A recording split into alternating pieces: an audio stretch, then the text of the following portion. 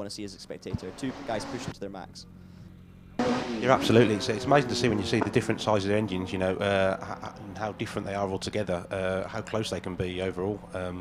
You know, you can have a Caterham and a Westfield. Obviously, they kind of look similar from an outside perspective, but very different cars altogether. Especially with the engines, where they've supercharged, you know, 1300s or like an actual aspirated. It's quite amazing how close they are together, considering how different they are underneath. You should have Allan McDonald in the Mini coming up to you soon, so let us know how he ticks through Oak Tree. Yep, absolutely blisteringly nasty as usual. Right up against the Armco, heads into quite a wide line, but straight through Garden Gate, looks nice. Yeah, just up before Allan McDonald, we had Brian Beverley, Richard Matosian, so those two both in Class F, which is for Sports Libre cars up to 2 litre. Brian Beverley currently leads the class on a 45.50, so that was a good time from Brian. Richard's 48.77 slots him into second. Unfortunately, we've got no Stuart Sugden here this weekend. He had to pull out just yesterday, I believe, so real shame for Stuart. Of course, the reigning Scottish Sprint Top 10 champion and Scottish Sprint World champion as well. But yes, Allan McDonald comes past me in the commentary box. He's going to look to go sub 50, and he does 47.49, and it puts him in the lead of the class ahead of Douglas Thompson. So a fantastic time there for Allan. Christian Mineeff just come past me in the absolutely beautiful PLB MP43. Very lovely, very smooth. Looks good. Yeah, he's actually 300ths of a second up through Garden Gate on Allan McDonald. As his tunnel speed is 8 miles an hour quicker as well. So this looks like it should take the lead of the class. I'm now seeing instead of the David Seaton car visually, but yeah, again, a different way of design. It's great to see some of these old cars still pushing on and setting such incredible times. They definitely wouldn't think they were old in terms of speed, but yeah, very close to barriers as well, coming through the last corner. David Seaton's just come past me. The engine sounds absolutely glorious on that V8, and as I say, another incredible line through there. Looks really fast through Garden Gate. You can feel the rumble all the way through the barriers, I think, when David Seaton's on the line in that car. Christian meanwhile, does a 47.13, so he lost a little bit of time, it must be said, coming through the last section, but still takes the class lead ahead of Allan McDonald. Now, David Seaton was leading the class after second practice run, so this is probably the man who's favourite at the moment to take the lead of the class. Can he beat the 47.13? Looks like he's going to smash it, yeah, 46.17. So David Seaton then takes the lead in that class by just under a second, and that's the 4 runners in Class G. So great to see as well. 4 cars in the same class, all split by 2 seconds in practice, which is obviously good. How are the conditions looking down there as well, Richard? Because obviously we had a damp morning, but the times seem to be coming down now. Is it a dry line appearing, or bone dry, or still a bit damp? I'd say it's almost bone dry down here. It looks probably a bit damp to the eye, but it's very dry across the track, and you know, slightly into the trees you can see a little bit of shading, but yeah, I'd almost say it's bone dry the entire track. We've had the first of our single seaters of this batch anyway coming through as well. Tom Graham on a 49.74, so I believe that moves him up in class ahead of Lindsay Summers, of course. Lindsay's third run was a 50.09, so she's been up as the double driven entry. We've just had 68 blasting past me, which is Colin Graham, no relation to Tom Graham, but Colin's looking quite a bit quicker actually in this run. It's going to be a 46.72 for Colin, which jumps him into 5th in class. Single seaters carry so much speed through Oak Tree, it must be said, that you can really tell the difference between someone who's maybe in the middle of the pack and someone who's out front. Just visually speaking, you can see. Debbie Dunbar just comes absolutely flying past me. Lovely line through Oak Tree and into Oak Tree. Into Garden Gate. Doesn't even look like she lifted, let alone just turns it in. Beautiful line. Keith Weeks up just before, jumping into 4th position in class, as I'll have Debbie Dunbar flying up towards Eastbury at the moment. Now, Debbie was sitting second in class after the second practice run. She's been running very well this season, picking up some good results recently at Gurston, and she's going to come round now. You should have Will Kerr past you soon as well. Yeah, Wilker just come past in the 750 turbocharged engine, you know, smoke billowing from the back, but that's kind of a standard. Yep, goes to Oak Tree, nice. Wilker's been running that car for quite a few years now, and it is different to all the other cars in that class, of course. This one, the only car being taking the route of going for 750cc and a turbocharger as opposed to just a straight out 1100. So it's an interesting concept. He pushes it very hard as well, and he's been going well this weekend. Debbie Dunbar, by the way, jumped straight into the lead of the class with a 42.37, so a good time for her. Meanwhile, Wilker is going to cross the line in a 44.13. Harry Pick just came absolutely flying through Oak Tree, lovely line through here as well, and just headed straight through Garden Gate without any issues at all. Harry Pick, of course, one of the younger generation of hill climbers, sharing the car with Steve Owen, and yeah, he started off in a 600cc OMS Hornet, now running, I think it's the 300M this weekend, or 3000M, coming through past me here, through the final corner, looking nice and neat and tidy. Now Harry Pick's going to be looking to be right in contention for the class this weekend, I'm sure. And just to say that, he jumps up to second place, 44.02. Here comes Steve Marr. Looks like Steve Marr come through in the PCD Saxon, that absolutely beautiful looking vehicle, and yeah, also hardly lifts for Garden Gate. Towards the top of East Bray. Only one driver still to go in this class, which is Rob Kenrick. You'll see passing very shortly, but Steve Marr looking very committed. How's Rob compared to Steve? Mentally fast is what I'd say. Just absolutely flying through Oak Tree and Garden Gate. He just came past me in about a second and a half. That was it. It's funny, but when these cars start coming up, honestly, it's quicker than you can speak. It's crazy. Steve Marr, by the way, fantastic time. He's laid down a marker, 41.45, and he takes the lead in the class. But Rob Kenrick is 2/10 up on him through junction. Hits the top of East Bray, gets a little bit of a wiggle out of East Bray, fires down towards the chicane. This car, BMW engine, so a bit different to most of the other ones, which are, majority of them are Suzuki engines. But Rob Kenrick, 41.49, so he's 0.04 of a second slower than Steve Marr. Jumps into second in the class, just ahead of Debbie Dunbar. And that rounds off our competitors in Class I. Next, you'll see the more powerful single-seaters, which will be coming past you just now, Richard. I believe that's it. Oh. Was that Liam or? Yeah, it was Liam. Liam, he was. Yeah, he absolutely say fly through it. I couldn't even make out the number on the side. I know the feeling. It's unbelievable. It's just like before you even find the words, they're flying past you. This is obviously a very distinctive looking car as well. Fantastic. 782. This is of course Liam Cooper, sharing the. This is Class J racing cars over 1100 and up to 1600, and Liam of course sharing the car with Olivia, who did have the better of the two so far this morning, but as I was saying earlier, it is of course practice runs today, so nothing actually counts today towards the final result. It's mainly just for the drivers to get a run in, but Liam now jumps up to 4th in class on a 45.46 with that run, so he does jump ahead of Olivia, but of course Olivia still having another run to do for the third session. So these are the double drivers, and the next one up should have been Allan Warburton, but the car's just been pushed to the side at the moment, so maybe an issue with Allan's car. And so from the next cars up will be from the big racing car class, starting with Bernard Kevill in the new to them OMS 28 with a V8 twin Hayabusa common crank shaft engine. Yeah, we were talking about this car earlier as well, John, and this is the I believe they were the first car of that engine type. Was it Terry Davis built engines to score points? Well, TKD Terry Davis has been building V8 motorbike based engines for quite a few years, but never quite got one into the runoffs. But Simon and Bernie both got into a runoff down at Gurston 3 weeks ago, and Simon scored a point. So yeah, it's the first RAC national championship point for a TKD built engine. Yeah, it's fantastic to hear first time success. All the hard work paying off. Just quickly before he sets off the line, I'll run you through the top runners in Class I. So Steve Marr leads the class in a 41.45, just half a tenth ahead of Robert Kenrick in second. Debbie Dunbar sits third ahead of Harry Pick. And in fifth position is Will Kerr in the Kawasaki engined OMS. But now we have Bernard Kevill on the hill, Richard. Yes, he comes through me. Slightly wide line as he comes into Oak Tree. Nice line of throw as he comes into Garden Gate and turns in.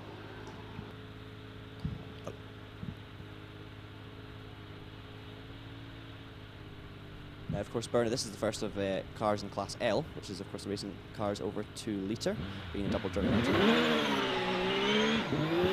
Still waiting to see him at the top of East Bray. There he comes. Coming towards the S's now. Much more throaty noise coming from that engine than there would be from the standard bike engines, but he's going to come around the final turn now, head towards the finish line. So Bernard Kevill is going to set a 45.49, which will move him up a couple of positions in Class L. But as we say, it's just double-driven cars at the moment, so still plenty of action to come in these classes. Just had Richard Summers come past me in the absolutely gorgeous DJ Firestone with the V6 KF in it, sounding absolutely incredible. Love that sound. It's funny how certain cars are so distinctive, you can tell exactly who it is before they've even left the line. It's awesome when that happens, and especially one this fast. Awesome engine. I believe this is a former DTM engine.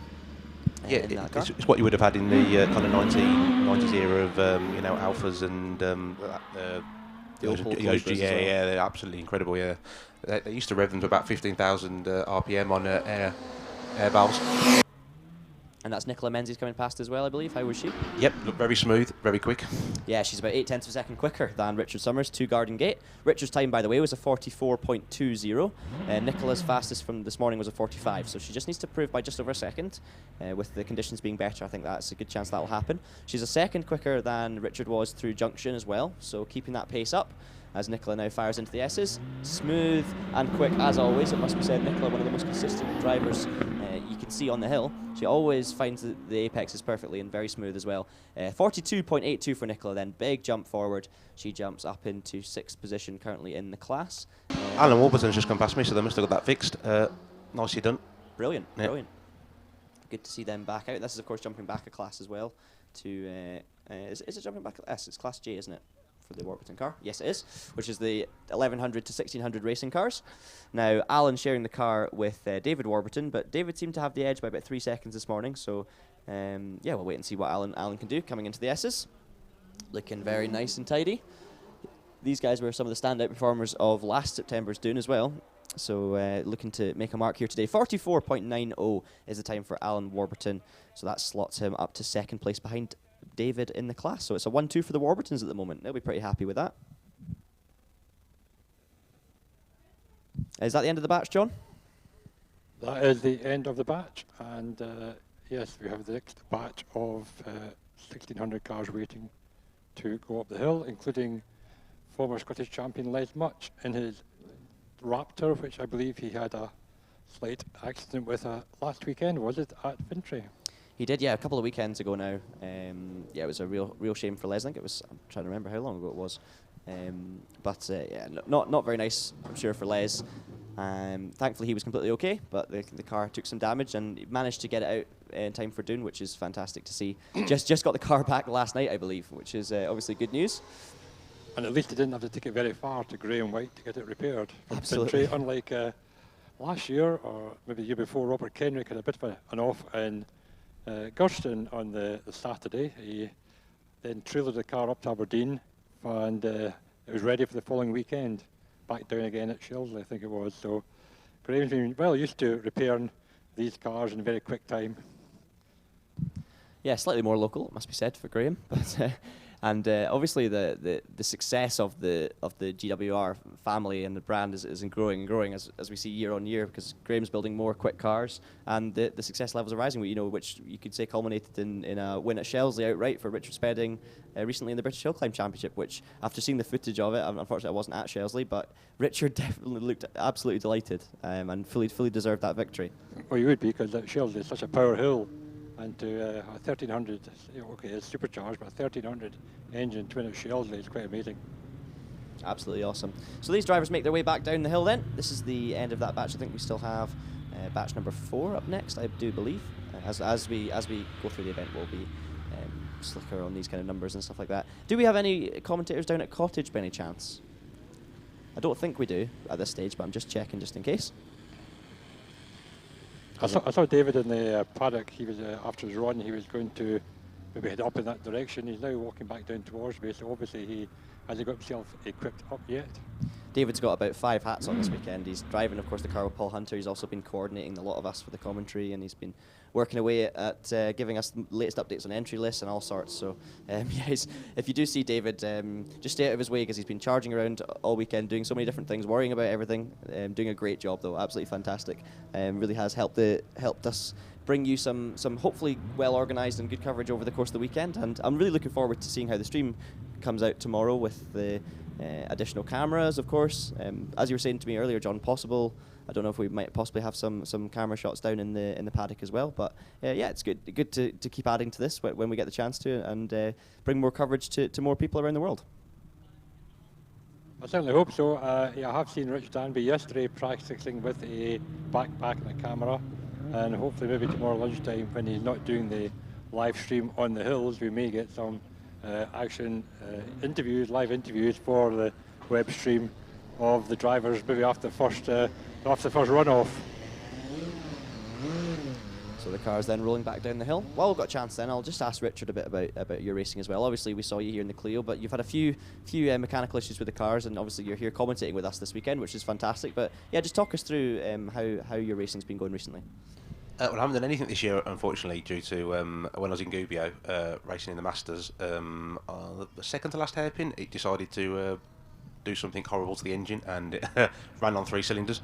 So this year I've decided to have a year out and just come and spectate, really. And then Mr. Finley asked me if I'd like to commentate, and I thought, well, I'll try it out, see if I'm any good. Well, we'll have to see if that's the case.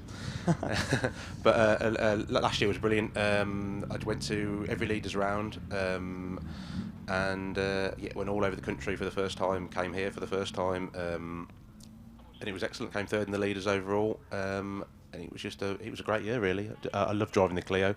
I used to have a Sierra Cosworth before that, which I've still got, but that would regularly try and kill me on a weekend basis. It had 630 brake horsepower, rear wheel drive. Didn't like the wet. Didn't like the dry either, really. Didn't like corners. So that's not so good in a hill climb. No, really, no. It's a terrible car for hill climbing. It really is. But it keeps you on your toes when you're driving it. And then moving to the Clio was definitely an improvement. The Clios are really built for the hills. They're great handling cars.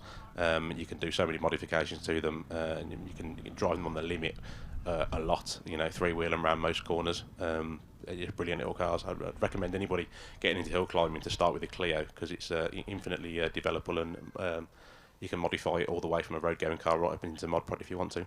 Well, I was going to say that to you, actually. Yeah, obviously you finished third in the Leaders' Championship, and that's kind of what makes the Leaders' Championship so great as a concept as well, is that you can obviously turn up in a fast single-seater with an F1 engine or a bike engine and setting out fantastic times, but you can also compete for the championship in an equal kind of way in something like a Renault Clio, just due to the class system. And it means that no matter what you're driving, as long as you're driving it well, you can be in with a chance. And I think that's one of the great things about this sport. Yeah, the beauty of the leaders as well, and more recently as well, the Midland Championship, which I also do, that they score on both runs. So it's not just so if it rains in the morning, it gives you a chance, or if it rains in the afternoon, it stops everybody kind of going, well, I'm not going to go any faster, or just put it on the trailer and go home. You've got to be consistently good in the dry and the wet. And it also equally, if you cock up in the morning, it gives you a chance to make it up in the afternoon. Absolutely, yeah, and that's something that differs to most championships and stuff like that. And it does add another element, of course. Unfortunate if you make a mistake on one of the runs, but I guess that's part of racing, isn't it? You've got to go out there and do the best job you can. If you make a mistake, you make a mistake. I do believe, though, we have Jon Mckenzie coming past you. You do. He absolutely flew past me. Also, a lovely looking OMS, long wheelbase with the Raptor front and rear wings. Very nice looking car indeed. It does look fantastic, and Jon Mckenzie pushes it very hard indeed as he now heads up towards Eastbrae, looking very good through Meadow, it must be said. Now, Jon did bring up the rear of this class earlier on, but on his 47.61 in the damp, nothing to be sniffed at all, and he will be looking to go much quicker here. Flies in through the S's, really good line. Now, if he wants to move up ahead of some of the drivers that have already done their third run, he's going to need to go sub 45, and he does 43.67, so he jumps from last in class up into second position. Awesome run there from Jon Mckenzie. Absolutely had it dialed up. And now we have George Coghill Jr. on the hill as well, and you should be seeing Les Much come past you soon. How's Les looking? Very quick indeed. Yep, absolutely lovely line through for Oak Tree. Turns into it very quickly indeed. George Coghill Jr. then is going to cross the line in the ex-Finley White Championship winning car, of course, in the Scottish Hill Climb. He does a 41.79, does George, which is fantastic. Moves up to second place in class, just ahead of Jon Mckenzie. George also taking 2 outright wins at Golspie just the other week in that car, so that's great to see. Meanwhile, Les fires into the S's, looking very quick, as always is Les. And he's going to come across the line now. He's going to look to try and beat George Coghill's time, and he does beat it by about 0.04 of a second. So that means Les Much then jumps up to second in class. So lots of chopping and changing here. I've just had Vince Banks come through as well in his Dallara. Very smoothly driven, very nice looking car as well. Yeah, that Dallara is a bit of a work in progress for Vince and Martin. They bought it as very much a standard F3 car, so it's not the same kind of performance as you'll find some of the other cars in the class, but they've been slowly making changes, upgrading the aerodynamics, making changes to the engine, stuff like that, and they really are getting better results out of it now, so good to see that. 48.83 is the time for Vince. That's, of course, in a different class as well. How is Lee Griffiths looking through Oak Tree? Also very good. He's you can't miss his OMS 25 in the bright yellow. Come through here, a bit of popping and banging as he came through, and turning very quick indeed as well. So this is Class K we're now looking at, so we've seen, as I say, Vince Banks in 48.83. We've also got Lee Griffiths on the bottom, Johnathen Varley coming past you in the Predator. So you can talk us through that as well? Yeah, I can hear him coming down in the absolutely gorgeous GWR Predator with the BDG in it. Oh, it's absolutely flying. Wow, very quick. I knew we'd oh wow, that is very, very fast through there. Yeah, Johnathen Varley, one of the top drivers in the championship. It's good to see him as well, driving a piece of machinery now that's up to modern technology and can really fight for runoffs. And he's been doing fantastically, of course, in that car. A lot of history in this car, at Doune especially, and in the championship, but different form now than it ever has been before. And Johnathen doing a great job in it as well as he comes through the S's, looking fantastic. Little bit cagey going towards the final corner, maybe lost maybe a tenth or so. 41.43 is Jonathan's time though, and he does lead the class ahead of Lee Griffiths by about 4 seconds. So yeah, great run from Johnathen. You could clearly see it, as you were saying, through Oak Tree, just how quick he was. Kelvin Broad just come past, probably not as quick as Johnathen Varley, but sounding awesome in the turbocharged 1300. Yeah, Kelvin's tunnel speed was actually 95 miles an hour, so it's quicker than Johnathen, but he was 2 seconds slower to Garden Gate, so that car's clearly pulling very well up the straights and up the hill, as you say. Comes through Eastbrae. A little bit slow on the apex, but powers that car out of there. Fires towards me in the S's, very, very quick indeed. Hissing coming from the back of it as well. As Kelvin's going to cross the line, he's going to definitely move up in class. 44.50, so he does improve by about 3 seconds. Sits third in Class K, which we are now on to. Gary Dickson came through as well in also the nice looking force. I like the way the rear wing sits low and back. It's quite quick through here as well. Yeah, of course the ex-Scottish Hill Climb Championship running car of Ross Napier. Won back-to-back titles recently, and Gary's first season in the car, mucking around with the electronics, trying to work out whether he's quicker with traction or without it, stuff like that, but Gary's quick no matter what he drives. It's 42.79 for Gary. I believe we're still waiting on Richard Spedding, but we have Olivia Cooper on the hill. Yes, Richard is next up after Olivia. Yeah, Olivia's just gone past me very quick as well. Oh, just a slight lock, only a fraction of a lock-up as she goes through Garden. Of course, that'll be due to the double driving, of course, so yeah, we should see Richard Spedding on the hill soon. Meanwhile, Olivia Cooper appears out of junction. Very, very committed through Meadow. And yeah, you're going to have Rich Spedding coming past you soon, so I'll let you give us that reaction. I can hear him coming. Oh my God, he's very quick, very wide through there. Just massive pops and bangs as he lifts off the Garden Gate. Flies round though. So Olivia Cooper then crosses the line in a 43.33, which keeps her, well, puts her up a position in class ahead of Jon Mckenzie, so she's up to 4th place. So Class J then led by David Warburton, who's still to take his run. Les Much 2nd, George Coghill 3rd, and Olivia Cooper 4th. Meanwhile, here comes Richard Spedding out of nowhere, shoots towards the chicane, so much power in that car, and fires away. This is going to be a sub-40 run. 38.02 for Richard Spedding. Now that shows you where the track possibly could be. It was a 39 earlier for Richard, but a 38.02 that time. Phenomenal stuff, and I do believe provisionally that puts him FTD. Yeah, I mean, he came through Oak Tree so wide but so fast, it was incredible to watch. I say FTD, of course, doesn't count to anything because it's practice, but it's still good to keep note of who's pushing on and being the quickest. Meanwhile, Simon Andrews on the hill now, just passed through Garden Gate. Yeah, he's just come past me, popping and banging on that lovely V8. Now, Simon Andrews is, I believe, in Class L, which is the top class, the over 2 litre racing car class, where we should see many of our main contenders here today. Simon did a 44.79 in second practice, so let's see as he comes through the splits. 23.43 was his time to junction. Runs a little bit wide through the chicane, but he's going to be heading towards the line. Can he improve on the 44.7? He does. It's 44.4. Stays in position in class, just ahead of the man he shares the car with, Bernard Kevill. But it's a good time. Just to say, down here in the paddock, it's now started to rain, so hopefully we'll get these cars up before it gets too wet. Sean Gulch just come past me, looking very stable indeed. He was just absolutely glued to the floor as he came through here in that the 4 litre Judd, standing cool. Yeah, it looks very quick coming towards me as well as he fires through the S's. How's the weather conditions, Oak Tree? Do you feel the rain up there? I am getting wet as we speak. Oh, right, okay, well I'm nice and dry in my commentary box. I've got about 100 flies inside the box, but other than the 100 flies, getting comfortable. I'm away from the rain, so that's quite nice. But yes, Sean Gould, by the way, 38.68. So that's a fantastic run from him, and it does put him into the lead of Class L by 1/100th of a second from Will Hall, who's yet to take his 3rd run. Meanwhile, David Warburton is coming on the hill now, already come through junction. Now this is going back a class to Class J, so this is for the racing cars between 1100 and 1600 cc's. As I say, David Warburton already leading the class going into this run, so it doesn't really matter too much what he does in this one. Just going to get another idea of how the car's feeling. Meanwhile, you should have the gorgeous V6 of Alex Summers coming past you. Yeah, I can hear him coming. Oh, Alex is always so smooth, very nice through Oak Tree, all the way out to the left-hand side. Oh, and yeah, turns in absolutely lovely.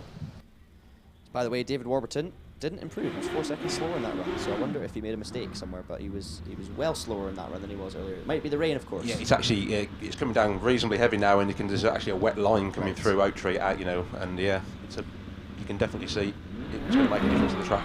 That made a huge difference, and of course, as it rains under the trees, it takes a long time to dry here at Doune, so that could put pay to some competitive times for the rest of these third runs. Alex Summers, proves the point, 44.72. So yeah, the rain unfortunately really is making a difference now, and you can see obviously Richard, you'll probably find this with the windscreen. Single seater drivers will find it on their visor. The rain coming down hard can really put you off psychologically as well. Yeah, sometimes it looks a lot worse than it actually is. The track can be reasonably dry, especially if it's been warm, but the rain on your windscreen or visor can make it seem, makes you lift off a lot sooner than you would normally.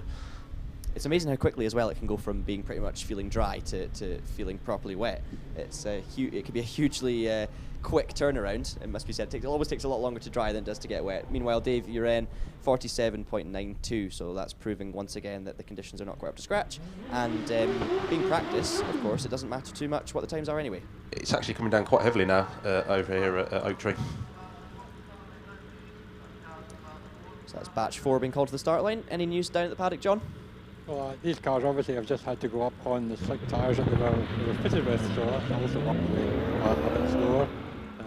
And yeah, the tarmac here, car's been sat for maybe a minute or so, and you can see their outlines after the car has gone off. So the tarmac. I've just had Wallace come past me, popping and banging. It's still looking very quick, even though the conditions are quite damp now, to be fair. Yeah, as you were saying, John, you can see the difference of when you're seeing water coming up off the line. It's really gone in terms of the fastest times. By the way, the rain has reached me up here, guys, and I can confirm you were right. It is quite heavy. So this is going to be put pay to the grip at the latter part of the run as well. And I can see the difference it's making to Wallace, as you can hear him popping and banging through my microphone. Coming around the final corner, but he's actually slower than Dave at the moment as well. So this is going to be a 47.61. So he does go quicker than Dave Uren. Meanwhile, there's a beautiful car about to come past you. It's John Albiston. Might take a bit longer because it's wet though. Yep, nothing so far. I can hear it. I think you'll probably find that you won't get Trevor Willis up this run. And Will Hall's getting out of his car, so it looks like they're not taking their run this time. Maybe a sensible decision. I don't really know as a driver, depending on weather. You can't really learn too much if the conditions are this changeable. If the track's going to be wet, the drivers are going to want wet tyres on, and if they're stuck on slicks because that's what it looks like it was going to be, they're not really going to get a useful practice run anyway. So yeah, it makes sense. These guys have been up this hill so many times before that they maybe won't learn too much from a run out here today. Kenny Baird should be coming up to you reasonably soon as well, as John Albiston comes towards me. Yeah, he's coming through now. He's taking it quite steady. As you can imagine, it's very wet as you come into Oak Tree. It dries up a little bit as you come into the trees, and then I'd imagine it gets wet a bit as you come around.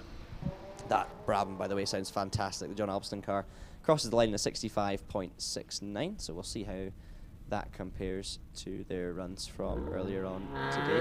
We'll just get the class up here. Of course, this is jumping class N, which is the sports racing cars manufactured up to 1985. So this is why you're suddenly seeing a jump from the modern-day single-seaters to some slightly older and more an eclectic group of cars. Really, this Fisher Spider is one of the most gorgeous cars in the paddock, it must be said. As he comes through the S's now, nice and easy. You can see the wet line appearing as well through the S's. I can see the dark tarmac, so that's going to be making a big difference. But Kenny Baird's going to cross the line now. A bit slower than John Albiston, only by a couple of seconds. Closer to him in this run than he was in run 2. So I'm sure Kenny will be reasonably chuffed with that. But yeah, it's not really what you want, is it, Richard? When you've had a dryish run and the track's looking good, and suddenly you're about to get on the hill and it starts pouring with rain. It really is a bit of a dampener for a driver. Yeah, absolutely. It's even more horrible when you see half a year the guys in the class in front of you go up dry, and then it starts tipping it down as you're about waiting to take your run. It's kind of a hell of a sinking feeling in your stomach when you think, I'm going to be a lot slower than anybody. It's just going to be in the dry. Obviously, today in practice doesn't make that much difference, but yeah, tomorrow if it happened, you'd be absolutely gutted. Absolutely, and one thing we do need to, of course, note is tomorrow the forecast isn't really looking very predictable either. So we could see drivers forced to take some hard, heavy, quick runs in damp conditions. So you know, maybe it is a good idea to get up the hill just now and feel it, even if you're on the wrong tires, just so you can get an idea of the grip. But you know, through the course of the weekend, depending on temperature and depending on the weather, the grip's never really the same. And of course, one of the interesting things about Doune being a course with a mixture of tree-covered sections and of course wide open sections as well, you never really know where the grip is until you've passed the corner. So it can be very frustrating as a driver, Richard, when you've come to the end of the run and you know you could have gone faster, but you know at the same time you would never have been able to risk it in the first place. Yeah, absolutely. Especially as you come into Oaktree at the moment, it's completely wet, and then there's just a complete line. It goes wet, dry, and then where the tyres have come through, you can just see this just pulling the water through, and then it stays dry underneath the trees. And then as soon as you open up again straight into wet, it's very hard to get right. You know you can push it in the dry, but you don't want to go straight into the wet with your foot planted in case it lights the tyres up and spits you out. Have you had a chance to find anyone in the paddock, John, or are you taking shelter under an awning in the rain? I've been sheltering under an awning. Unfortunately, all the cars are up the hill, and I'm just now under a tree here as the cars, obviously the drivers are debating what to do. I think if that's the last run, do you think? If we have another practice run, then maybe we'll get some cars changing on to intermediates or wets to try and see what the track is like in those conditions. We'll have to wait and see. Do you have a brolly up there, Richard? I certainly do. Oh, good. I was beginning to feel sorry for you. Up in my nice, warm, comfy commentary box. But no, I'm glad you got a brolly. That's good. I've just completely forgot I had the brolly until you pointed out that I had it. So I've just put it up. I was thinking to myself, that might be a good idea. That's what I'm here for. Cheers. Everyone's well informed. But yeah, the cars come past me now in the commentary box, heading back down the hill. They'll be looking to get down as quickly as possible and get dry. But yeah, I'm not really sure. I don't know if you know anything about this down the paddock, John. Does it look like drivers maybe taking a fourth run, or does it? I know we've still got the National B runners to go, but it also depends whether they are offered it. I suppose I should go and try and find out if they are going to be offered it. Sounds good to me. So we've just seen a bunch of the single-seaters. That is a lot of the fastest cars you'll see here this weekend. Maybe you'll see them going quicker tomorrow, though, or maybe later on today. If the track dries up and we do get another run, have to wait and see. But I'll run you through some of the results then from the cars we've just seen. So in terms of the racing car classes, I told you the top 5 of Class I, so since we've got so many different classes here, I'll not run through them all again. Class J, we have David Warburton leading the class, but it was because of his second practice run, not his third one. David was the only one caught out by the weather there, but he was already leading anyway. So a real putting down a marker, it has to be said, David there. He's 3 seconds quicker than anyone during that second practice run, and it was enough to keep him ahead despite the damp conditions. So David looking like a real contender, Richard. Yeah, absolutely. I mean, Dave Uren's always a great driver, to be fair. He's very smooth and knows when to actually get on it. He's not afraid to get his foot in the throttle. We also have Les Much in second in Class J. We have George Coghill in third, only 4/100ths of a second behind his fellow Scot. So it's 2 Scots in the top 3, which I'm sure many of the spectators will be happy to see. Olivia Cooper sits in 4th position on a 43.3, with Jon Mckenzie in 5th after a very strong run. Right behind Olivia Cooper as well. Allan Warburton is down in 6th position, and Liam Cooper rounds off the class, but as I say, not far off the top of the class at all, so good to see everyone very close. Class K1 then, Johnathen Varley leads the class. This is for the racing cars between 1600cc and up to 2 litre. Johnathen Varley, normally aspirated cars, of course, as well. Different class to the cars with the superchargers and turbochargers. Johnathen really marking his authority in that class, 41.43. Leads it by a good 4 seconds from Lee Griffiths, who I do believe, now I want to get confirmation on this, but I think Lee has changed the engine from the 1300 turbocharged engine to a 1600 naturally aspirated. That's correct, John. He had the 1300 the last 2 or 3 years, and a few issues last year, and decided to try the normally aspirated version, which is obviously a bit lighter, different characteristics obviously, but he seems to think he's going to be equally as quick as the turbocharged car in certain hills. So he took him past me now. He says there's a lot less under the bonnet to look at, and he is quite happy with it so far. He's only had a couple of outings so far this year, but yeah, he's looking to carry that forward for the rest of the year. And just to confirm, there'll be no more practice runs today. So this next bash will be the last one of the day, but there'll be one more practice run tomorrow morning, obviously. Can I jump into the conversation, chaps? So if anyone can hear me? I mean, it does mean that drivers will have a nice long afternoon to chill out later on today, but yeah, we'll be, of course, practicing once again tomorrow morning, and there are still more runners, of course, this afternoon as well, as you say, the final batch coming up soon. So Lee Griffiths sitting second in the 1600cc OMS. Now, I've driven the car we run when it's working is also an OMS 1600cc, and I can tell you the drivability of those engines are fantastic. They maybe don't deliver the power, as you were saying, of the turbocharged or the supercharged alternatives, but drive-wise they're fantastic. They give you the torque right at the right moment, and you can really push them into and out of the corners. So it's good that it's good to see that lead making that decision to maybe go for something more drivable in obviously looking for speed as opposed to just throwing more power in it, which is not something that many drivers do, to be honest. And that lovely Brabham BT38 of Joan Albiston has just gone past me. Dates from about 1971, I think, the 38. The last mass-produced Formula 3 Brabham really that was successful when Brabham were producing them in dozens of cars per year. And I think it's an ex-German Formula 3 Championship car, which John has had since last year. I think he had it at the Bowness last year, so have a look at that in the paddock and just compare it to some of the modern cars 40 years later. The engines and the wheels are the same place, the steering wheel is the same place, but obviously a lot of changes to chassis construction and aerodynamics particularly. Yeah, huge difference in the amount of time. Is I think really from right at the start of the 70s through to maybe the mid to late 80s, the aerodynamic changes have just been huge, especially now, with all the massive wings you have on cars. Makes a huge difference. Just to keep running through some of the classes, we had Johnathen Varley from Lee Griffiths and Vincent Banks in Class K1. Class K2 is being led by Richard Spedding on a 38.02, and Richard, that time of 38.02 makes you the fastest runner of today's practice runs. So currently sitting on effective FTD, although it won't count. Gary Dickson second in class in a 42.35, and Kelvin Broad in third position. I'll run you through Class L in a minute, but I'm going to wait until Laura Ramsey gets on the hill. She will be coming past you soon, Richard. Yep, she's just coming into you now. Ooh, nice and smooth. Through Oak Tree. Brakes quite early though for Garden Gate. Turns in nice and smooth though. Yeah, difficult, obviously, given the heavy rain we've just had that'll be coming down as well. She won't know where the grip really lies, and in the last run of the day, when you won't go quicker than you did earlier this morning, there's not really too much point in pushing it too hard. So Laura, 36.57 was her split to junction. Now let's see. Laura, of course, has been improving year on year here at Doune to the point where she's pretty much driving that Saxo as quick as it can go, I think, in a lot of cases, and getting some fantastic results as well in her class. So she's become a real contender. She's coming towards me now in the S's. Her time earlier, by the way, is 63.36, but I don't think she's going to beat that just now. No, she's not. It's going to be a 66.71. So yeah, track conditions a little bit worse at the moment. We have David Grubb as well in car 106 coming up to me soon, and you should have David Lawrence in car 107 coming towards you as well in the Toyota Celica. We've just had a red flag put out. I'm not sure why. Now I do wonder if that's because I heard when Laura Ramsey came out of the last corner, I heard a little bit of a bang. Now I think she's okay. I think she still finished her run. She got her time, of course, but I wonder if she made contact with a barrier through the final turn. I did hear something. Chose that it would probably be something.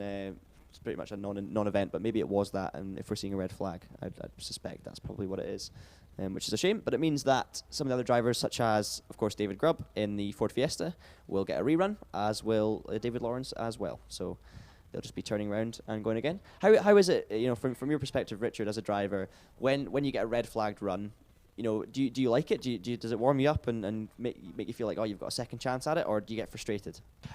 It depends massively on what you've done. I mean, I remember getting red flagged once after doing the most horrendous 64 foot. It was like about 3.5 seconds, and then it was at Lowton Park, and then I came into Triangle, saw the red flag, and I was like, oh, that's brilliant. And then got to do a rerun and try it all again. But equally, you can have it the other way. You're on an absolute flyer, and then you're all hyped up, and then you have to go and go back down to the start, wait, for a few other cars to go, and then try and do it all again.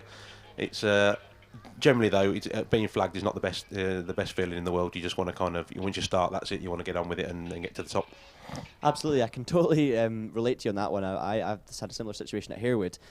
First time I was competing there in the OMS, I was on a fantastic run, and I caught another car and got red flagged, and it was one of the most heartbreaking feelings I've ever had, because I just knew I'd nailed it, and it really was a pain, because my car was overheating as well. We were double driving it, and it was so frustrating. And then of course the ball can lie on the other foot as well. I was double driving Angus Dow's Ford Fiesta there, last year, 2 years ago now. No, it was last year. Yeah, double driving the Ford Fiesta, and it was soaking wet. I got a terrible start. Didn't know where the grip was, and being in a car that I hadn't driven before, and got red flagged halfway up the hill. And therefore, for the next start, I knew exactly where to put the car, exactly how many revs to use, and where the grip was, and it made a huge difference. It probably found me a good 2.5 seconds. And it depends also whether there's a return road. I remember at Prescott a few years ago, Mark Spencer and his Porsche was red flagged. And of course, he was straight up the top of the hill, down the return road, back to the start line, warm tyres, and he set a new class record. There you go. By the way, I think just to cut in there quickly, we should be absolutely fine. I think Laura Ramsey maybe did clip something on the exit at the final corner, but I believe everything's absolutely okay. Got the big thumbs up from Angela, who's filming some stuff up here as well, and we shouldn't be too long before we get going again, which is good. Sorry, when are you going to jump in there? So, David Lawrence has just come up to the Garden Gate. They've just turned him around and he's coming back down the hill now. Super. And David Grubb also just come past me. He's going to go to the top and either be taken down, well, he'd probably just, to be honest, turn straight round and taken straight back down the hill. So those guys will, of course, get that rerun we were talking about. But with the greasy conditions, at least it means they'll now have a flavour, especially David Grubb, who made it to East Bray. He'll have a flavour of where the grip is, so he'll be able to push a wee bit harder, and we can see if he can improve on his 65.75 that he did earlier on. Now, just to explain why we've jumped from single-seaters to Ford Fiestas, basically the National B runners, so this is the drivers that have a slightly different classification of licence, are running in separate classes here today. So we've seen all the National A speed competitors, and we're now going to see all of those with a National B licence. So these classes are kind of grouped into bigger classes. So we've got basically a road-going class of National B runners. We then have a racing cars complying with, we've also got a separate class SE, which is for Formula Ford, effectively, cars, which is Julia Patterson.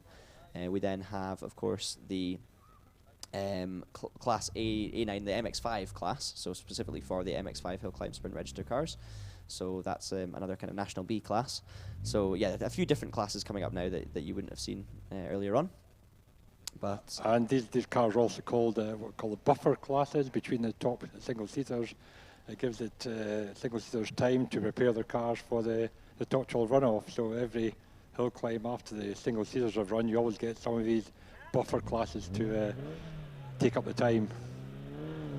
Absolutely, yeah. The reason I was confused about the classes there, I'm looking for, of course, the modified going cars and the race cars, but of course the National B license it changes as well.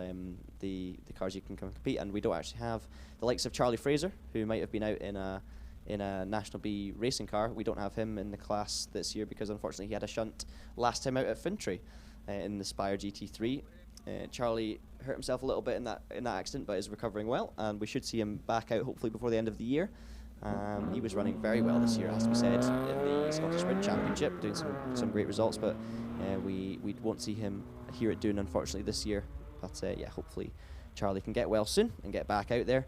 But yeah, so we've got the road-going cars all kind of grouped into one. So this ranges from the likes of Laura Ramsey and David Grubb, who we've just seen, also Graeme Bremner, as well, in the Lotus 211. So a big contrast of cars in this class, but of course they'll still be scored in separate classes in terms of the actual Scottish Hill Climb Championship and the Lowland Speed as well. So we have David Lawrence having his rerun. We've got also Craig Dow as well coming up to East Bray, so suddenly we've had a couple of cars come past me. You should have as well Jon Beckett, 108 in the Chevrolet Corvette coming past you. I'll let you talk us through that one, Richard. Yep, I've just waiting for him to come through. Can't hear him yet though.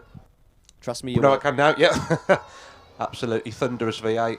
Well, very circumspect, but I'd imagine I would be too in a massive power rear-wheel drive car in the wet. Oh, nicely done. Turns in very smoothly, but I say he's taking it very steadily, and I would. The thing I love about that Corvette is you can tell it's not, put it this way, it's not custom built for hill climbing, to just put it lightly. But it is really funny just seeing it dump, it's clearly struggling around the corners, and then when he dumps the power out there's so much power in that car. It's, fair play to him taking that car up here. It looks awesome, and he does a fantastic job. We really enjoyed seeing that last time out at Doune as well. Jim Howarth, by the way, should be coming past you as well on his rerun, the Mini Cooper. Yeah, just come past me right now. Also very smooth. The water pouring off the top of the Mini. It looks like it's been sitting in a thunderstorm.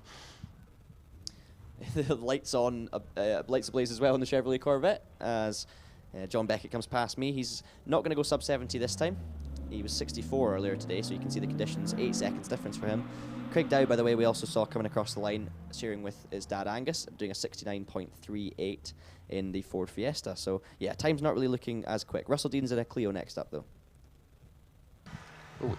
And he's going very quick, actually. That's very smooth through there. It takes a wide line, brakes late, turns in. Yep, that looks really quick, actually, for the conditions. Jim Howarth comes past me in the Mini Cooper, heading now through the final turn and out towards the finish. He's going to go sub 70. It's going to be a 67.75, and about 6 seconds slower than he managed to do earlier on, so that's a fairly decent return. Now, Paul Hunter's on the hill. This is, of course, one of our commentators, so Richard, feel free to say whatever you like about his driving. I'm sure Paul will be very smooth as he always is. Oh, yeah, he's really trying as well. Oh, very, very on it. Takes a lovely line through Oak Tree. Brakes very late, turns in. Oh, that is very nice through there, yeah. All complimentary. It'll be exciting to see what he does actually up against the likes of Russell Deans and another Clio, who you said was looking very quick as well. 61.80 is the time for Russell. Now, looking at the split times, Paul is 1.5 seconds quicker to Garden Gate. He's 6 miles an hour faster in the speed trap, and now he's 3 seconds up through Junction. So it's looking like a really good time for Paul Hunter. Now, we know Paul's a talented driver, but yeah, these mixed conditions give him a chance to show off his skills, really. Absolutely, from his rallying background, so he knows exactly how to drive a bit sideways. Main thing, of course, these guys did suffer an alternator problem earlier in the day, but the car is running, and I believe we have a new alternator going in the car for tomorrow. So, good job there. Paul Hunter, by the way, 57.23. So, yeah, must say that's a smashing time. He's actually gone quickest of those who've done the third run so far. He's going also quicker than David Lawrence's time in the four-wheel drive Toyota Celica, which is very impressive in that Clio. You'll have David Reid coming past you soon as well. Yep, going in a typical flat four burble of the Subaru Impreza, sounding nice. Good line through there as well, quite quick. Grame Sinclair, meanwhile, in car 111, former Radical racer as well, Graham. He is going to cross the line on a 61.34, so 7 seconds slower than he managed this morning. He still sits 4th in class, behind Paul Hunter, who's 3rd, David Lawrence 2nd, and Graeme Bremner leading the class. Now, Graeme Bremner will be past you soon in the Lotus 211, of course. Graeme just out for a bit of fun this weekend. Yeah. Ooh, he's got a bit of a wiggle on through Oak Tree. Holds it all together though. Slows up a lot more for Garden Gate, turns in. He's through there quite nicely though. David Reid, meanwhile, crosses the line in the four-wheel drive Subaru in a 58.64. So for the wet times on this run, that puts him only a second slower than David Lawrence and Paul Hunter. So he'll be happy with that. David Reid, a member of Flying Haggis Racing, which have been made their way onto the scene of Scottish motor racing just this year, with competing in the likes of the 24-hour Silverstone race and the C1s. And David's been hill climbing and sprinting that Subaru, doing a great job. So it's fantastic to see those guys enjoying their motorsport. Meanwhile, here comes Graeme Bremner. Nice and easy through here. That car's got a lot of power for the conditions. So Graeme taking it nice and easily. Ian Wright just scrapes the barrier by the look of it as he comes through Oak Tree. Right on it though, and he's just gone through Garden Gate as well. Yeah, do you seem to keep it going okay after the scrape? Yeah, I mean, he was very close. I didn't hear actual metal against metal, but you couldn't have got a fag paper between that and the car, I don't think. Yeah, that's quite often the case here at Doune. Unfortunately, sometimes they get a bit too close, as we saw likes of Clark Sutherland really unfortunate this morning. We won't see him out again this weekend and in the Mazda Mx5. Clark, one of the top drivers from the April Doune we had here in the Scottish Championship just a few months ago, pushing on. As I was saying in the commentary box, he was one of the top 3 most committed drivers through the S's. So it's a real shame to see him coming a cropper so early on this weekend. But Clark will be back out soon, I'm sure. By the way, as Ian Wright crosses the line on a 63.50, Graeme Bremner managed a 57.90, which is a good time, but it is slower than Paul Hunter in the Renault Clio and David Lawrence. So Paul takes the honours of being the fastest driver in the 3rd practice runs, which I'm sure we will not hear the end of for the rest of the evening. He definitely looked the quickest in that class through there. Very nicely done. Yeah, you have to say he does deserve it. It was astonishing run. Looked really quick and committed. That Clio clearly handles well. Not quite having the power of some of his rivals, but very well set up. And very well driven, of course, as well. Julia Patterson, meanwhile, in the Formula Ford. I'm not sure if it's a Van Diemen, actually. I need to check that. It's a Van Diemen RF90. Thank you very much, John. 66.98 is the time for Julia. Actually, yeah, John, anything happening down in the paddock? How are we looking? Everyone packing away now? Yeah, everything's sitting around, getting the cars ready, putting plastic on the tyres to protect them overnight. And we've got the last 4, 5, 6 or 7 cars just waiting to come up the hill towards you, a few Mazdas, and then the last 3 cars in the the Bridget TVR, and Alisdair Suttie bringing up the rear in his silver. Of course, Al Suttie, another one of the member of the commentary team. Looking forward to hearing from him later on this weekend. Meanwhile, we do have the Mazda Mx5 Class on the go at the moment, so we'll talk you through some of those. John, if you do get the chance, see if you can maybe grab a couple of the single-seater drivers and see how they felt their days been going. Okay. Meanwhile, we have Keith Rose on the hill, James Robinson coming past me as well in the S's in the Gold MX5. Now, a couple of MX5s come a cropper today, but these guys are one of the most exciting classes to watch in the Scottish and British Championship. Trust me. These drivers are pushing those cars harder than anything, and I'm sure you'll get a great view of it through Oak Tree. Yeah, I mean, there's a big ball of glowing light in the sky as well now, which I think so the sun's actually coming out. It's started to feel warm all of a sudden as well. You must be lying. We're in Scotland. There's lots of blue sky down here. I don't believe either of you. Jason Russell just come past me, nice and quick, to be fair. Keith Rose looking committed as well through the S's. Now, I don't think, after the accidents this morning, unfortunately, for a couple of these MX5s, I don't think they'll be wanting to push the cars too hard today, because they can't obviously win anything today, so they'll be making sure they make it through to tomorrow. But yeah, the likes of Ross Glenn, David Wallace, Andrew Connell still to come, and you'll see just how committed they are through Oak Tree. It's fantastic to watch. Keith Rose, by the way, 64.81, just slower than James Robinson, who was a 64.76, and Alan Bowie on a 65.49. Just had David Wallace come through. It sounds amazing, actually, that MX5, very loud and very nice line too. Yeah, David's car, he's badged it as a Unos, so I believe it's maybe a Japanese import, but I'm not 100% sure on that one. Oh yeah, you can hear it. I know what you mean now. I know what you mean about the sound. He's just coming through junction, and it sounds like he's coming right through my commentary box. Neil Girdwood on the hill as well. Is it Neil Girdwood Yes. just come through as well? He's very quick as well. Bit of popping and smoke coming from the exhaust as he goes through Garden Gate. The leader of this class, by the way, after second practice run was Andrew Connell on a 56.56, ahead of Ross Glenn, a 56.70. Neil Girdwood was third on a 56.78. I'm going to keep going. David Wallace was fourth on a 57.1. So 0.5 of a second, 0.6 of a second, covering the top 5 in that class, which is just awesome. Obviously, in this run, they're all about 5 seconds slower, but once again, only a couple of seconds splitting all 5 of the Mazdas we've seen so far. Meanwhile, here comes Neil Girdwood. Neil, third in class at the moment. Can he be quickest of those who've done the third runs? 62.54 to beat. 61.28. Great run by Neil.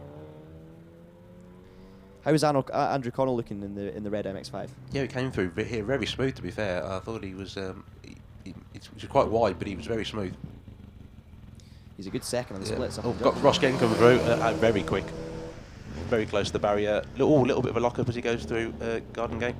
Andrew Connell getting the power down nice and early. You can see the lack of grip there, just the car wiggling as he exited the final corner. But it's a 58.52 from Andrew Connell. I wouldn't be surprised as well if Ross Glenn's pace is very close to 58.52. These two, trust me, they just can't get separated. No matter what you'd see, those two will never be separated by more than a second. So I'm expecting something around a 58.5 for Ross Glenn as well. Alex Hazelwood coming past you soon as well. Oh, Ross, so committed to the S's. Yeah, Alex has just come past me in the Sprite. Very nice looking car. Yep. In the 1972 to 1985 class, of course, for sports and racing cars. Alex in the Austin Healey Sprite. Meanwhile, Ross Glenn, 58.25. So, yeah, a massive 2.5 tenths quicker than Andrew Connell. Coming as no surprise, of course, in the MX5 class. Alex Hazelwood now heading through, waiting for him to appear. There he is.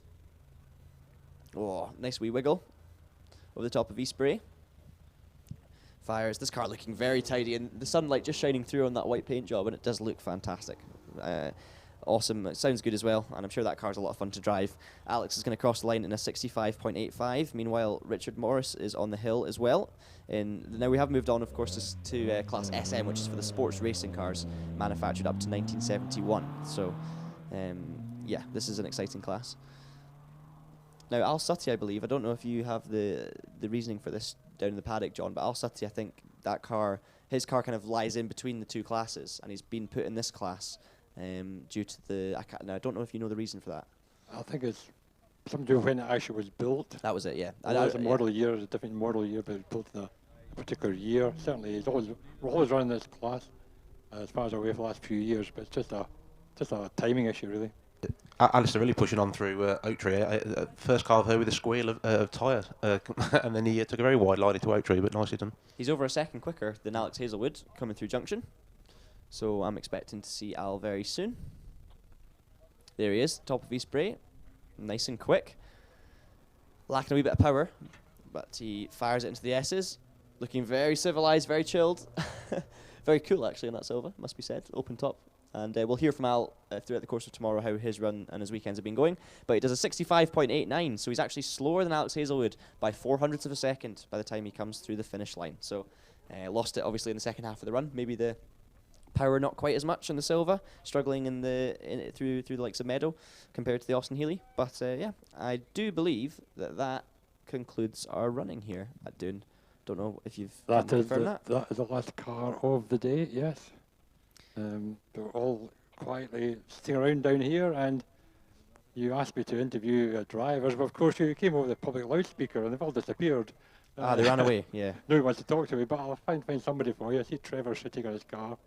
He didn't take his last run there, so he'll be chilled out and relaxed and just chatting to Will. So I'll wander over towards him. If you have a fishing hook, and you can just try and grab a couple. Trevor, hi there. So you did take that last run, nothing to learn really, but damp conditions and slick tyres.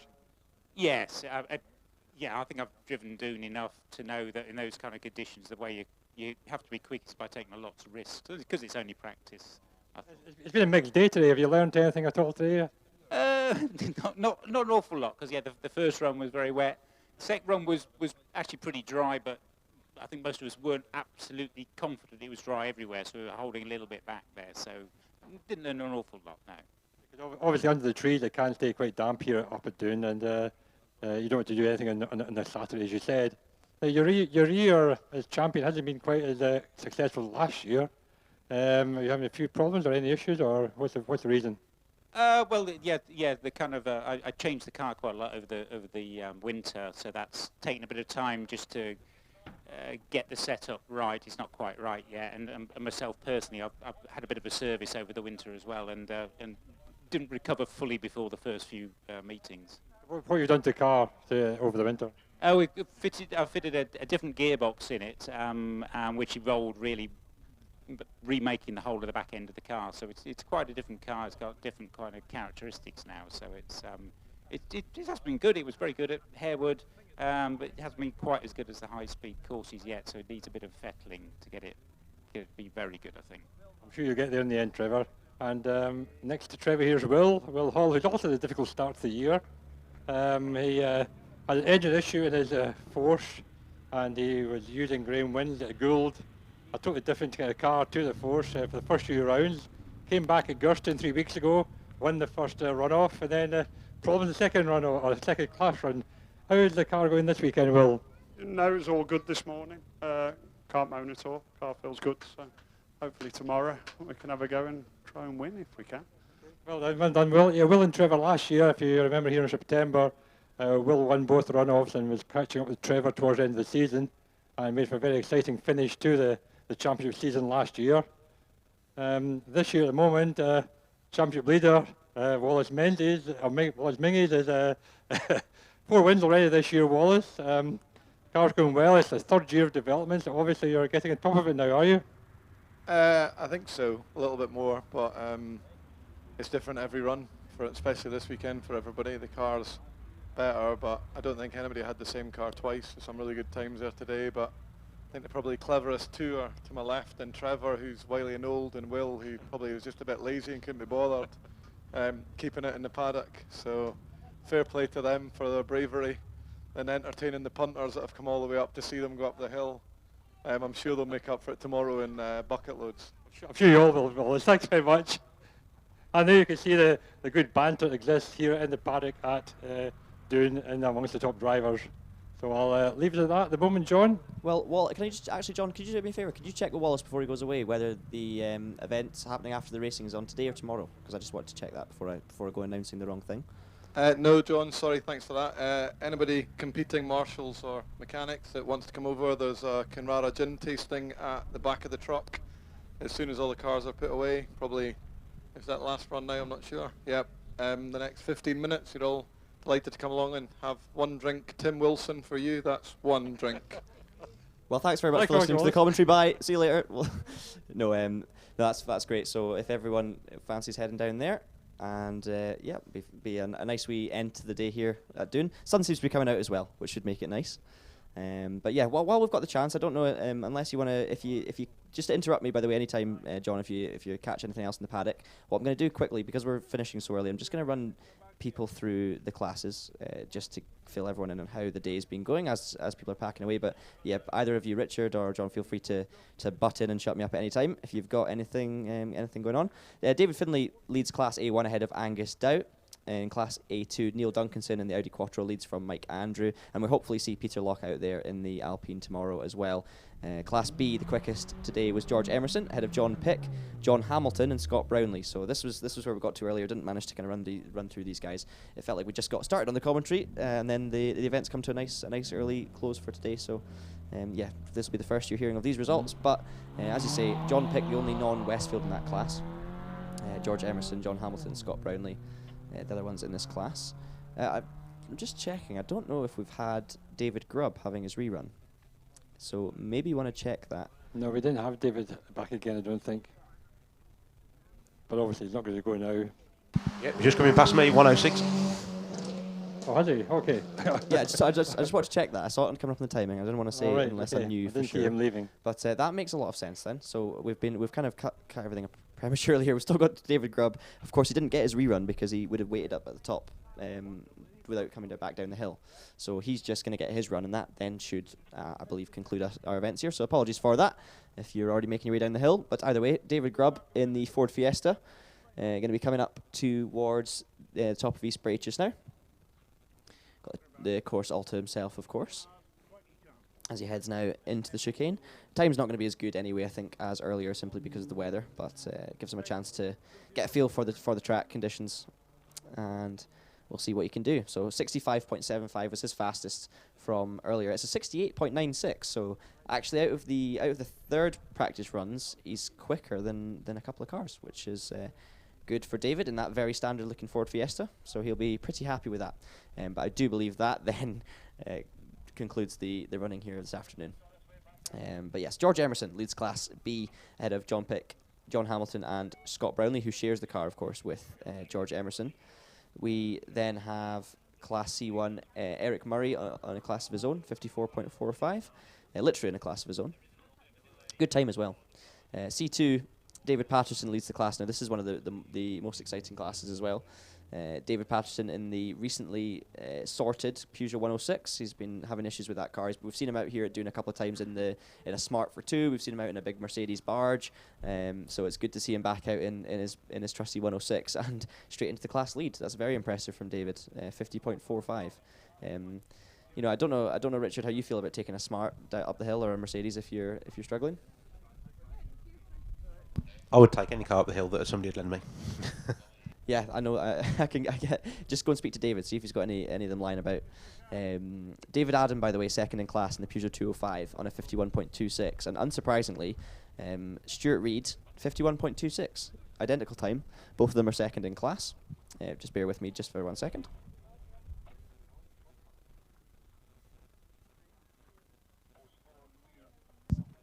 Okay, yeah, so yes, David Adams second in class, Stuart Reid third, but actually it's equal second place on a 51.26. I believe the position goes to David for today based on the fact that his second run was quicker, but it doesn't matter at all anyway towards the final results. Jock Ramsey and John Ramsey sit fourth and fifth, with Grant McClellan in sixth and Alan Reid in seventh on a 55.99.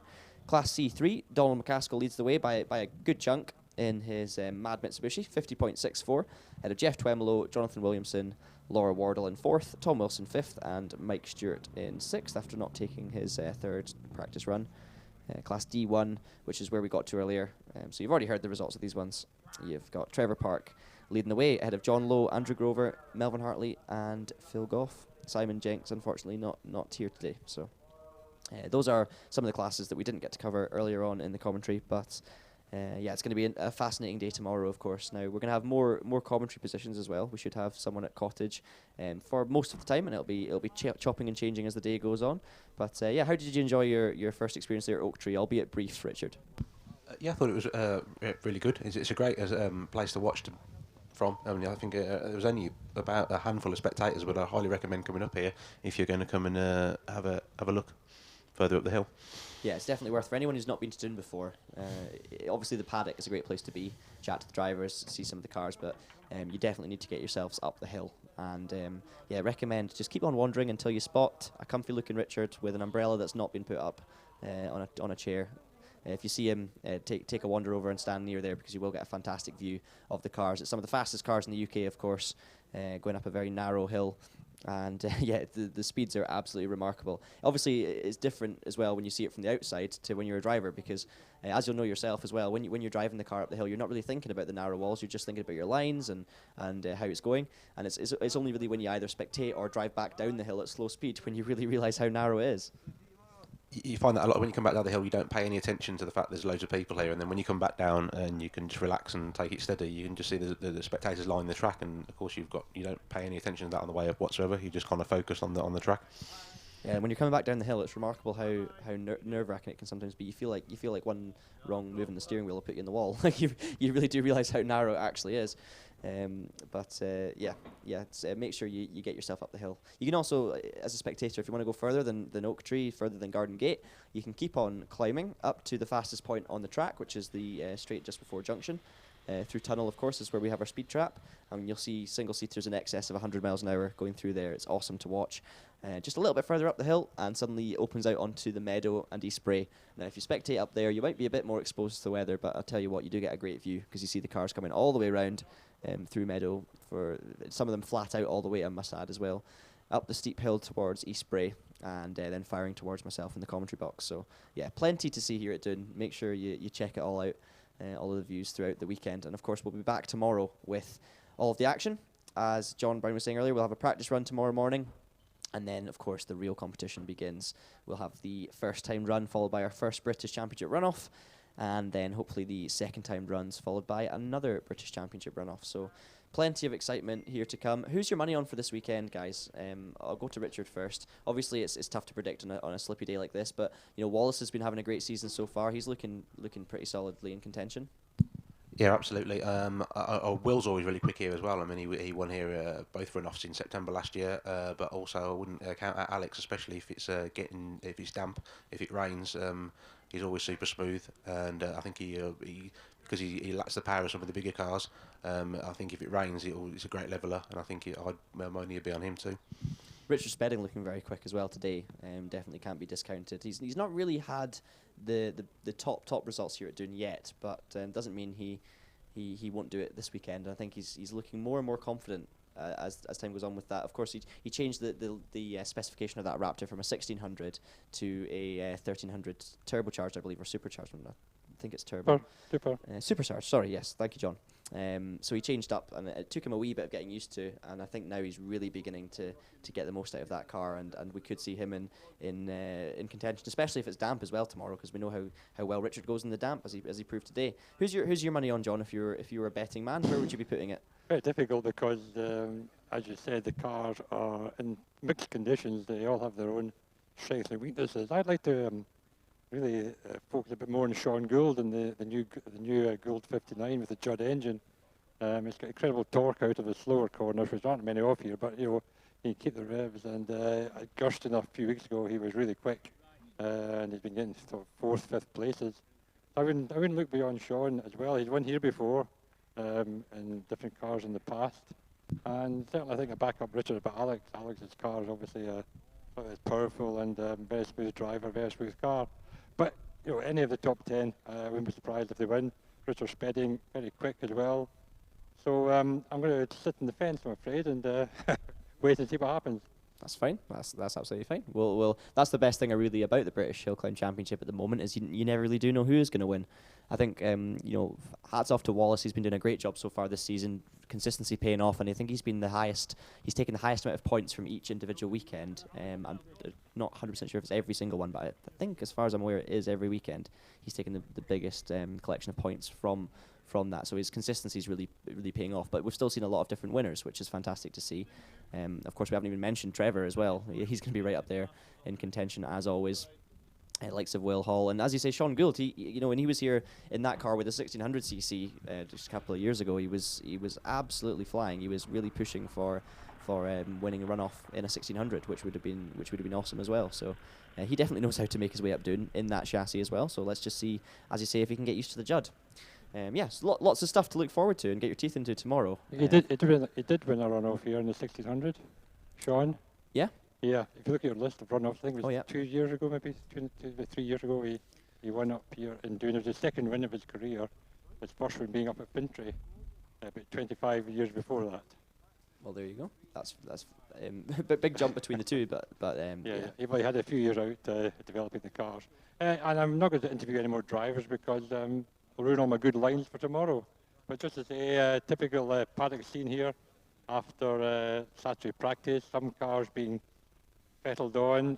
Allan McDonald under the bonnet of his Mineeff, solving another problem, and a few cars just been cleaned, really. Those who have confidence in their car are just cleaning it. So, a nice leisurely Saturday evening here, quite early in the afternoon for the finish. And as Wallace said, if you're a driver, marshal, etc., come down and have a wee drink on Wallace. And I'll see you all tomorrow. Sounds great. Thank you very much, John, for that as well. And a huge thanks as well to Richard for sitting up there in Oak Tree in the rain and see, obviously, your first taste of the commentary. So look forward to many more exciting times. And of course, first of all, tomorrow it's going to be a great day. Hope it stays dry as well for you up there. Hopefully you'll be able to see some of the action with a purely dry track. And it'll be very exciting there as well. Yeah, really looking forward to doing it tomorrow. Hopefully, it'll be much better if it was dry, but I'll remember to actually put my umbrella at this time if it does rain. Spot on. Thank you very much, Richard. So I'm also going to sign out here from the commentary box. Come down, and we'll be back to do it all again tomorrow with commentary as well. Hopefully tomorrow we'll be starting off pretty much from the start of the runs on in the morning as well. So once we get through our teething problems, which I think we've hopefully managed to cure most of at the moment, we should be good to go tomorrow, and of course with the live stream as well. So if you're not able to make it to Doune, even if you are here and you have a phone and you've somehow got loads of 4G, which not all of us do have, make sure you get online and start watching the stream, because you'll be able to see some action from the cameras that'll be placed up the hill and give you another perspective. So yeah, really looking forward to that. I can't wait, and I hope you're all excited to see how the action goes tomorrow. So thank you very much for listening, and we shall see you for the British Hill Climb Championship tomorrow at Doune Hill Climb. Thanks very much. Bye.